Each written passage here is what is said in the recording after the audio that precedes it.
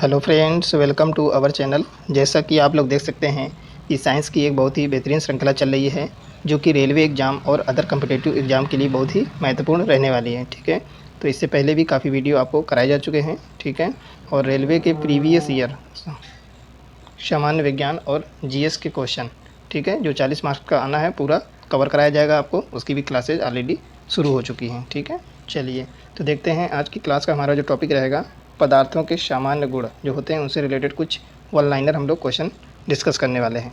तो वीडियो में लास्ट तक बने रहें। ठीक है, चैनल पर लाए हैं तो चैनल को सब्सक्राइब कर लें ताकि नए वीडियो की नोटिफिकेशन आपको मिलती रहे। तो देखते हैं पहला पॉइंट क्या हो जाएगा।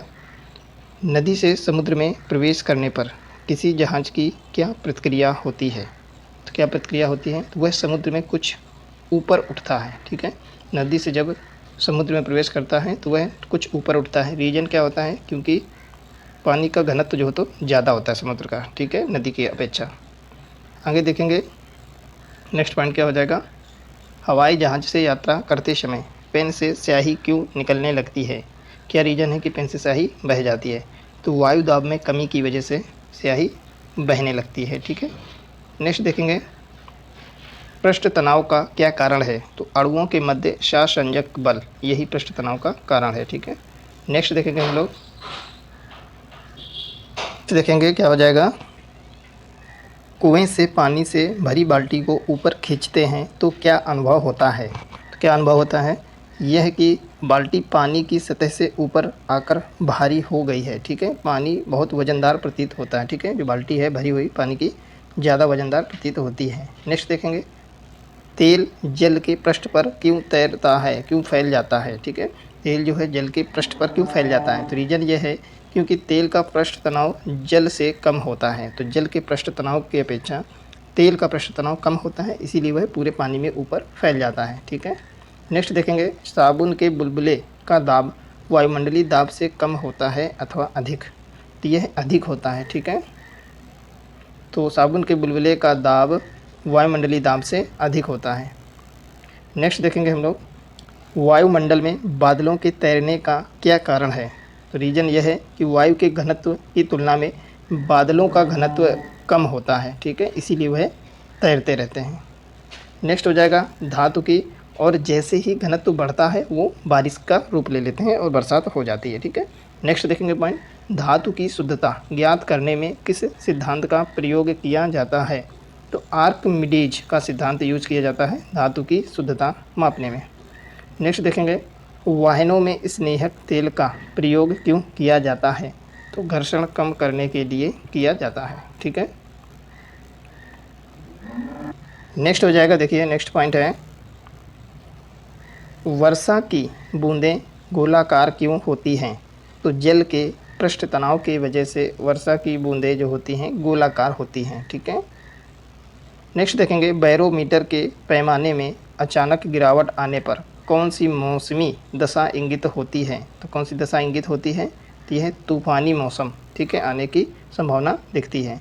नेक्स्ट देखेंगे नदी की अपेक्षा समुद्र में तैरना आसान होता है, क्यों, क्योंकि समुद्र जल का घनत्व नदी जल से अधिक होता है। ठीक है, अभी जस्ट पीछे हमने अभी बताया था आपको कि समुद्र के जल का घनत्व नदी से अधिक होता है, इसीलिए जब शिप नदी से समुद्र में उतरता है तो वो हल्का ऊपर उठ जाता है। ठीक है, नेक्स्ट देखेंगे नेक्स्ट क्या हो जाएगा किसी वस्तु की मात्रा बदलने पर उसके घनत्व पर क्या प्रभाव पड़ता है, तो वस्तु का घनत्व अपरिवर्तित रहेगा। किसी वस्तु का मात्रा बदलने पर उसके घनत्व जो है अपरिवर्तित रहता है।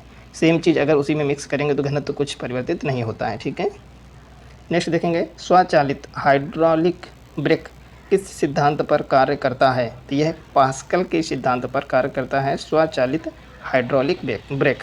ठीक है फ्रेंड्स, चलिए देखिए फ्रेंड्स, अगर आप लोगों को कंटेंट पसंद आता है तो प्लीज़ इसको लाइक करें, ज़्यादा से ज़्यादा लोगों के साथ इसको शेयर करें।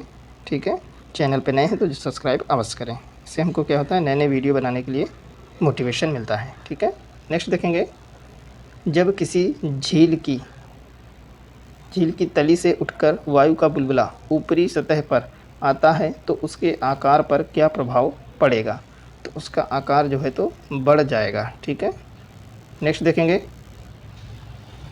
पौधों की जड़ों से पर्णपत्तियों की ओर जल चढ़ने का क्या कारण है?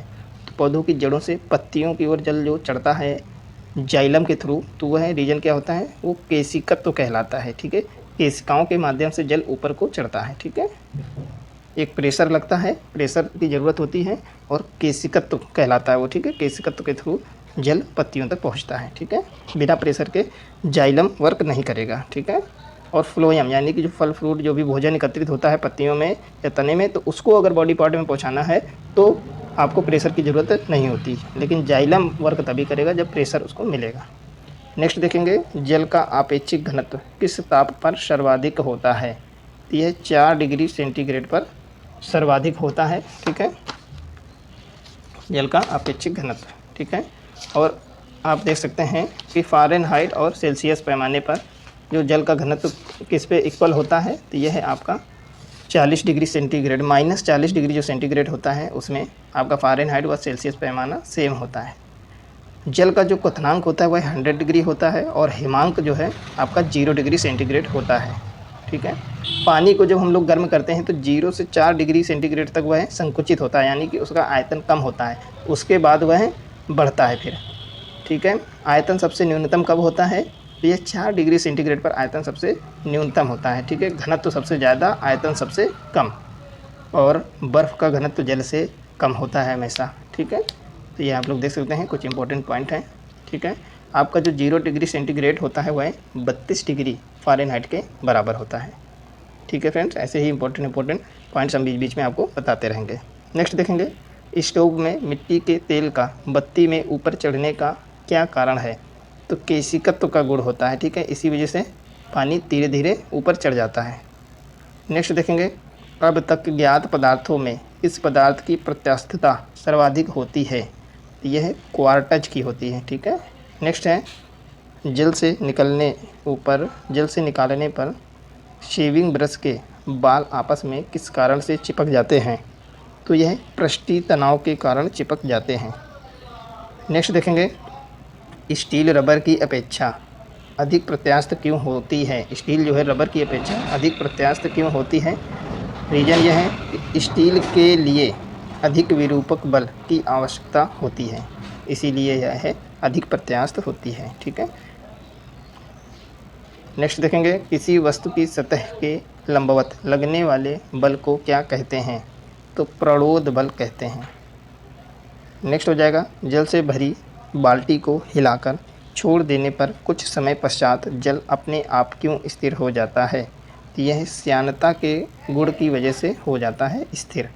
नेक्स्ट है, फाउंटेन पेन किस सिद्धांत पर कार्य करता है? यह केशिकत्व के सिद्धांत पर काम करता है। ठीक है, स्याही उसमें चढ़ती जाती है केशिकत्व के थ्रू, तो यह केशिकत्व के सिद्धांत पर कार्य करता है। ठीक है फ्रेंड्स, देखिए ये सारे क्वेश्चन किसी न किसी एग्जाम में रिपीट हुए हैं या रिपीट होते रहते हैं अक्सर, इसीलिए ये कंटेंट आपके लिए बहुत ही इंपॉर्टेंट हो जाता है। ठीक है, तो ये वन लाइनर है ज़रूर, लेकिन आपके लिए बहुत ही हेल्पफुल रहने वाला है ये कंटेंट। चलिए देखते हैं, नेक्स्ट हो जाएगा। देखिए पॉइंट है, अपमार्जक मिलाने पर जल के पृष्ठ पर क्या प्रभाव पड़ता है? तो जल का पृष्ठीय तनाव घट जाता है। नेक्स्ट है, समुद्र जल पर एक वायुमंडलीय दाब का मान कितना होता है? तो समुद्र तल पर एक वायुमंडलीय दाब का मान होता है 1.013 × 10⁵ पास्कल के इक्वल होता है। नेक्स्ट देखेंगे, तरंग गति यानी कि वेव स्पीड से रिलेटेड हम लोग कुछ वन लाइनर पॉइंट्स समझेंगे। ठीक है, काफ़ी इंपॉर्टेंट है। देखेंगे, दृश्य प्रकाश की तरंग दैर्ध्य कितनी होती है? तो उसकी तरंग दैर्ध्य होती है 400 से लेकर 750 नैनोमीटर के मध्य। नेक्स्ट हो जाएगा, बेतार के तार का संपर्क पृथ्वी के धरातल को किसके द्वारा परावर्तित किया जाता है? तो आयन मंडल के द्वारा परावर्तित किया जाता है। नेक्स्ट हो जाएगा, क्रिस्टल की संरचना ज्ञात करने के लिए किन कारणों का प्रयोग किया जाता है? तो एक्स किरणों का उपयोग किया जाता है। नेक्स्ट हो जाएगा, जब समताप मंडल में ओजोन का अवक्षय होता है तो पृथ्वी के धरातल पर आने वाली विकिरण की तरंग दैर्ध्य कितनी होती है? तो यह होती है 10⁻⁷ मीटर। ठीक है, नेक्स्ट देखेंगे, रात्रि दृष्टि उपकरण में प्रयोग किए जाने वाले तरंग दैर्ध्य कौन सी है? तो रात्रि दृष्टि उपकरण में अवरक्त तरंगें उपयोग होती हैं, ठीक है, अवरक्त तरंगों का उपयोग किया जाता है। नेक्स्ट देखेंगे कोबाल्ट 60 सामान्यतः विकिरण चिकित्सा में प्रयुक्त क्यों होता है? गामा किरणों की वजह से प्रयुक्त होता है कोबाल्ट 60, ठीक है, चिकित्सा के क्षेत्र में। नेक्स्ट हो जाएगा पारा उच्च आवृत्ति की तरंगें साधारणतः संचारित की जाती हैं। तो परा उच्च, ठीक है, परा उच्च आवृत्ति की तरंगें साधारणतः संचालित की जाती हैं, तो अंतरिक्ष तरंगों के रूप में संचालित की जाती हैं। नेक्स्ट देखेंगे एक रडार जो शत्रु के वायुयान की अवस्थिति का पता लगाता है किस तरंग का उपयोग करता है? तो रडार में रेडियो तरंगें उपयोग जाती हैं, ठीक है, रेडियो तरंगें उपयोग होती हैं शत्रु का पता लगाने के लिए, शत्रु की स्थिति का पता लगाने के लिए, ठीक है, वायुयान की स्थिति, क्योंकि उनमें नेविगेशन वगैरह लगे होते हैं ना, इसलिए। सीटी स्कैन करने में प्रयोग लाई जाती है, तो एक्स किरणें उपयोग होती हैं सीटी स्कैन में। नेक्स्ट है दूर संचार के लिए प्रयुक्त तरंगें हैं, तो माइक्रोवेव। नेक्स्ट हो जाएगा दो उत्तरोत्तर सुरंग अथवा दो उत्तरोत्तर गर्त के बीच की दूरी को क्या कहते हैं? तो उसको तरंग दैर्ध्य कहते हैं, ठीक है। नेक्स्ट हो जाएगा देखेंगे क्या होता है दो उत्तरोत्तर सुरंग अथवा दो उत्तरोत्तर गर्त। ये जैसे लाइन होती है, अब इसमें अगर ऐसे बना हुआ है, ठीक है, ऐसे, तो ये दोनों के बीच के डिस्टेंस को बोलते हैं उत्तरोत्तर सुरंग, और जो नीचे रहता है उसको उत्तरोत्तर गर्त बोलते हैं, ठीक है। तो ये ऊपर उठे भाग दोनों को अगर मिला दिया जाए तो यह सुरंग कहलाता है, ठीक है, इसी को बोलते हैं तरंग दैर्ध्य। नेक्स्ट हो जाएगा दीर्घ रेडियो तरंगें वायुमंडल की किस परत से परावर्तित होती हैं? तो दीर्घ रेडियो तरंगें वायुमंडल की आयन मंडल से परावर्तित होती हैं। नेक्स्ट हो जाएगा कीड़ों तथा क्षति पहुंचाने वाले जीवों को घर से दूर भगाने के लिए किस तरंग का उपयोग किया जाता है? तो अल्ट्रासोनिक तरंगों का उपयोग किया जाता है। नेक्स्ट देखेंगे हम लोगों को यह एक टेबल दी गई है, पूरी बहुत ही बेहतरीन टेबल है, इसमें सारी जानकारियाँ आपको दी गई हैं, ठीक है। सभी तरंग किरणों के बारे में बताया गया है, विद्युत चुम्बकीय तरंगें दी गई हैं, उनके खोजकर्ता, तरंग दैर्ध्य का परास, आवृत्ति परास और उनके उपयोग भी दिए गए हैं। तो हम लोग इस टेबल को देखने वाले हैं, आप लोग पूरे तरीके से वीडियो में बने रहें, निश्चित ही बहुत ही इंपॉर्टेंट है ये। देखेंगे गामा किरणें की खोज किसने की थी? तो हेनरी बैकुरेल ने की थी, ठीक है, हेनरी बैकुरेल ने की थी। और इसकी तरंग परास कितना होता है? तो 10⁻⁻⁴।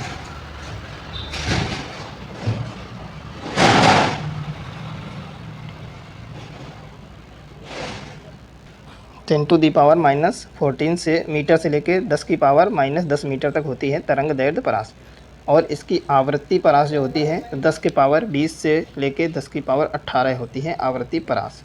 इनका उपयोग जो होता है गामा किरणों का नाभिकीय अभिक्रिया तथा कृत्रिम रेडियो सक्रियता में किया जाता है, ठीक है। नेक्स्ट देखेंगे दृश्य किरणें। तो दृश्य किरणों की खोज की थी न्यूटन ने। इनका तरंग दैर्ध्य परास होता है 3.9 × 10⁻⁻7 से लेके 7.8 × 10⁻⁻7 मीटर होता है तरंग दैर्ध्य परास। आवृत्ति जो परास होता है 10⁻14 से लेके 10⁻12 तक होता है। और दृश्य किरणों का उपयोग जो होता है इनकी उपस्थिति से वस्तुएं दिखाई देती हैं, ठीक है, दृश्य किरणों का उपयोग वस्तुओं को देखने में किया जाता है। नेक्स्ट हो जाएगा दीर्घ रेडियो तरंगें, तीसरा है। तो दीर्घ रेडियो तरंगों की खोज मार्कोनी ने की थी। तरंग दैर्ध्य परास होता है 1 मीटर से लेकर 10⁻4 मीटर तक। आवृत्ति परास होता है 10⁻6 से लेकर 10⁻4। इनका उपयोग जो होता है रेडियो एवं टेलीविज़न के प्रसारण में होता है। नेक्स्ट हो जाएगा एक्स किरणें। इनकी खोज WC रोंटगन ने की थी, एक्स किरणों की खोज। इनका तरंग दैर्ध्य होता है 10⁻−10 से लेकर 10⁻−8 मीटर तक होता है। आवृत्ति परास जो रहता है तो ये 10⁻18 से लेकर 10⁻16 रहता है। इनका उपयोग चिकित्सा एवं उद्योग में होता है, औद्योगिक क्षेत्र में। नेक्स्ट देखेंगे अवरक्त विकिरण। तो अवरक्त विकिरण की खोज जो तो विलियम हर्सेल ने की थी। तरंग दैर्ध्य जो रहती है इनकी 7.8 से 7.8 × 10⁻⁻7 से लेके 10⁻−3 मीटर तक रहती है। आवृत्ति परास 10⁻12 से 10⁻10 के बीच रहती है। उपयोग कहाँ होता है? तो फोटोग्राफी में सिंकाई एवं टीवी के रिमोट कंट्रोल में होता है अवरक्त विकिरण का उपयोग। नेक्स्ट हो जाएगा पराबैंगनी किरणें। तो इनका खोज, परावैंगनिक किरणों की खोज जोहान रिटर ने की थी। तरंग दैर्घ्य इनकी रहती है, तरंग दैर्घ्य जो है ये बताई गई है, ठीक है। इनकी कैसे ये लिख रखे हैं, कुछ इसमें क्लियर नहीं हो रहा है, ठीक है। एक्चुअली इसका रीजन ये है 10 की पावर -8 से लेके 10 की पावर -7 मीटर तक, ठीक है, ये डिसाइड है। 10 की पावर -8 लिखा है, 10 की पावर -8 से लेके 10 की पावर -7 तक मीटर तक है, ठीक है, ओके। आवृत्ति परास जो इनका है 10 की पावर 16 से 10 की पावर 14 तक है। उपयोग कहाँ होता है, तो सिंकाई करने में, विद्युत प्रकाश, विद्युत प्रभाव उत्पन्न एवं जीवाणुओं को नष्ट करने में उपयोग होता है परावैंगनिक किरणों का। नेक्स्ट हो जाएगा और लास्ट है 7 नंबर, लघु रेडियो तरंगे। इसकी खोज हेनरिक हर्ट्ज ने की थी। तरंग दैर्घ्य जो होती है 10 की पावर -3 मीटर से लेके 1 मीटर तक रहती है। आवृत्ति परास है 10 की पावर 10 से लेके 10 की पावर 8। उपयोग कहाँ होता है, लघु रेडियो तरंगों का, तो इनका उपयोग रेडियो, टेलीविज़न, रडार एवं टेलीफोन में होता है, ठीक है। चलिए, इस प्रकार से ये टेबल बहुत ही अच्छी तरीके से आपकी तैयार हो गई है। आप लोग इसको ध्यान रखिए क्योंकि इससे क्वेश्चन निश्चित बनते हैं, ठीक है। चलिए अब हम लोग देखेंगे आगे। तो देखिए सारा कंटेंट हम लोग कवर करेंगे बहुत ही अच्छी तरीके से। इसमें वन लाइनर भी दिया है और थ्योरेटिकल पार्ट भी दिया है बीच बीच में। तो हम लोग देखने वाले हैं, इधर अब क्या है, ठीक है, आप लोग देख सकते हैं ये रोजगार पब्लिकेशन का कंटेंट है, बहुत ही इंपॉर्टेंट है, ठीक है। तो आपको निश्चित ही इससे हेल्प मिलेगी, ठीक है। यह है रोजगार पब्लिकेशन का बहुत ही हेल्पफुल कंटेंट रहने वाला आपके लिए, ठीक है।